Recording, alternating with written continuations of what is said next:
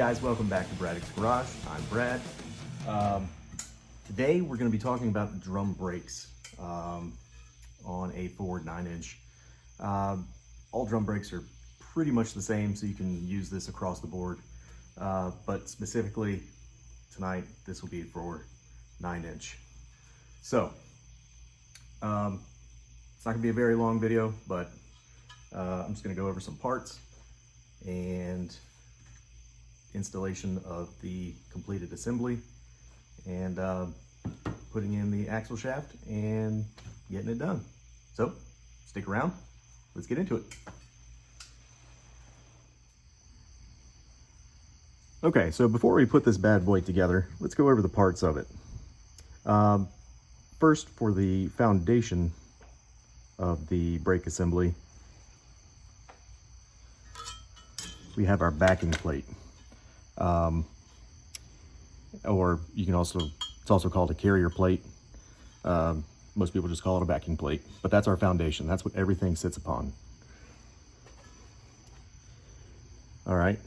Secondly, we have our wheel cylinder, or brake cylinder, whatever you want to call it.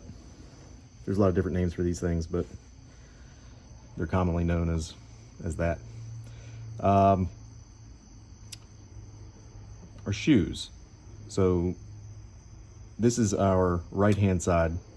So this would be our primary shoe, which has the smaller pad, and then our secondary shoe, which has the larger pad. Larger always goes to the rear, smaller always to the front. We've got a bunch of different springs here you can see. This one right here is our primary shoe spring. This would be our secondary spring. This is our parking brake link and our parking brake link spring in the red. And this one down here is our automatic adjuster spring, which pulls tension on this, which spins the adjuster. These are our shoe hold down springs. You have one on either side. Let's see, what else is there? Oh, this sits behind our secondary shoe. This is our parking brake lever. So that's what the parking brake cable, like this, comes through the backing plate and attaches here and pulls it like that. But it sits behind the secondary shoe. One thing to note, when you're buying your cylinders, they don't come with the little fingers anymore, the pistons. I didn't know that. So you have to buy those separate unless you get some sort of special kit. I don't know. I ordered these locally from the Fisher Auto Parts here in town, and I had to get these separately. If you need to do that too, here's part number H1414-2. Those will work, and they're just like the originals. And I probably could have used these if I cleaned them up, but I mean, they're pretty rough on the ends. So I just went ahead and got new ones. So yep, this is our, anyway, back to the subject here. This is our adjusting lever, and this is our adjusting screw right here. Otherwise, I think that's it. So I think we're ready to put this bad boy together.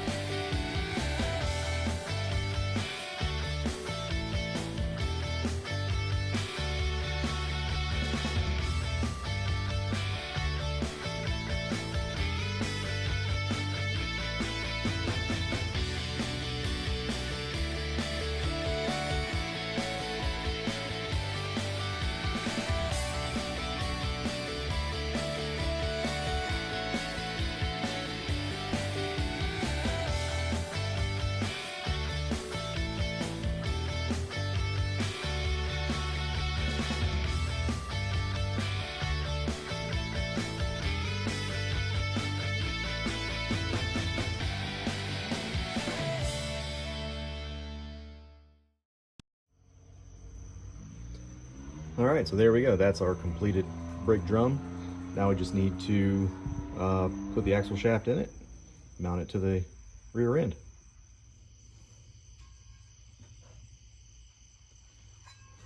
All right, so let's test our brake drum first to make sure that the brake shoes are set at the proper clearance here. All right, so that's pretty loose. There's no drag on that at all. So let's adjust this.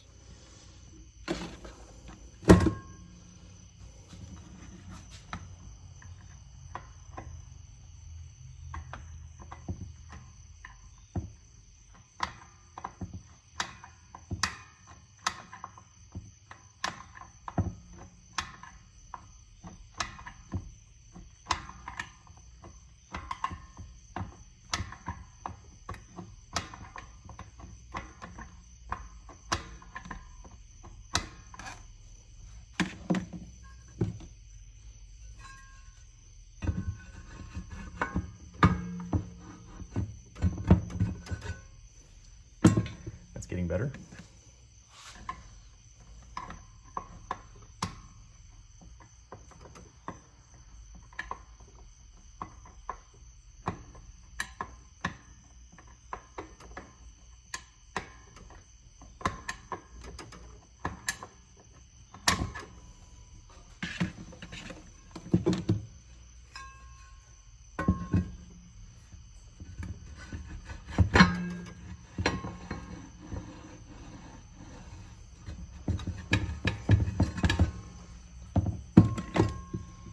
All right, I think we're ready to install it. All right, I'm gonna put a little bit of grease on the inside, right there.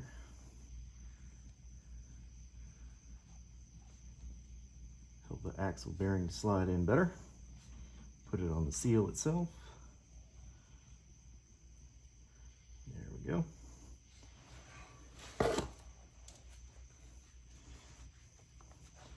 Now let's put our flange gasket on.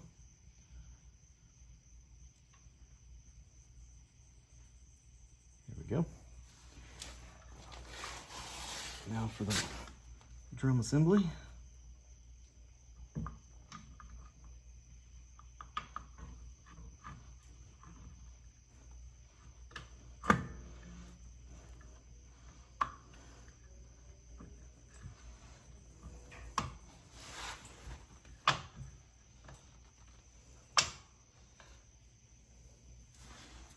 Go.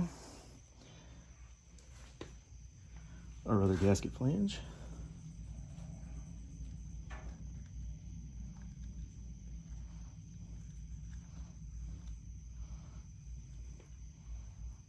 Okay. Now we slide the axle shaft in.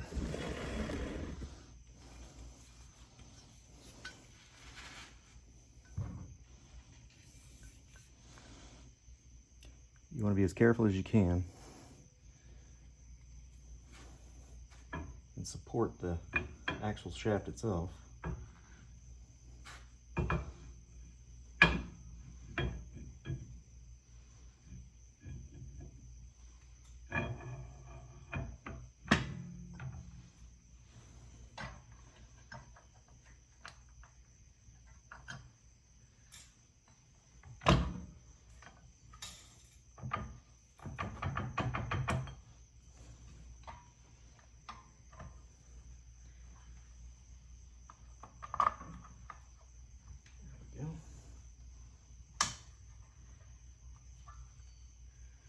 Okay. You can see the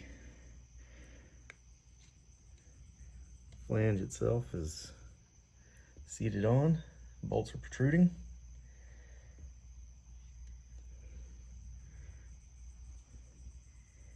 Looks beautiful, doesn't it? All right. So now we can go ahead and tighten the bolts down.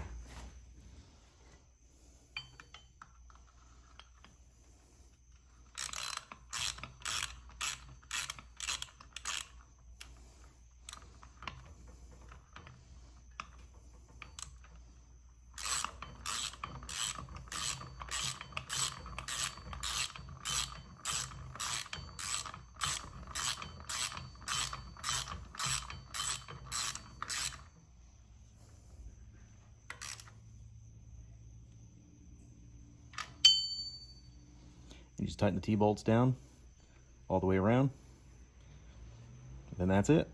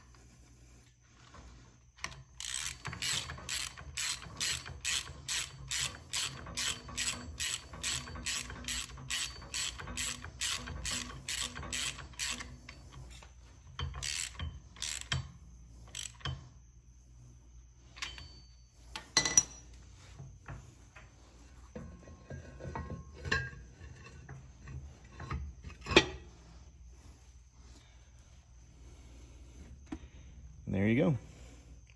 That's the completed project. Well, I still got to do the same thing on the other side, but you get the point. So there you go. Need to connect our brake line, and that's about it. But that's the 9-inch.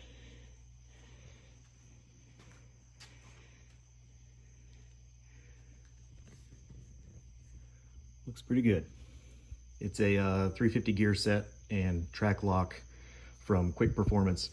I didn't show the rebuild for the center section. I had some issues setting the preload for the pinion. Eventually I figured it out, but all I can say is talking to the tech line at Quick Performance was amazing. Those guys are super helpful. If you don't use them, you should try them. If you do use them, then you probably know what I'm talking about. But otherwise, that's it. I just got these brake lines from Kentucky Mustang for a 69, 68, or 68, 69 Mustang.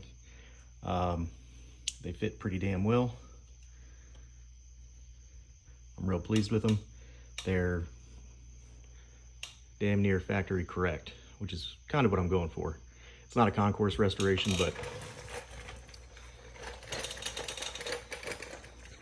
I'm calling it my accidental nut and bolt restoration.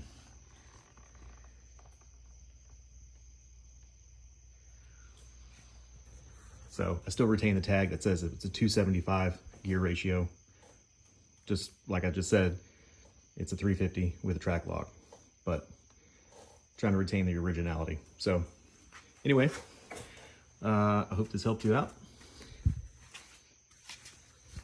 I enjoy doing it. It's a lot of detail work, but it's fun. Anyway, that's it. Thanks for following. Please like and subscribe. I'm trying to get more videos out on a regular basis. It's kind of hard with a full-time job and family, but I'm making do. So anyway, thanks for watching. We'll see you later.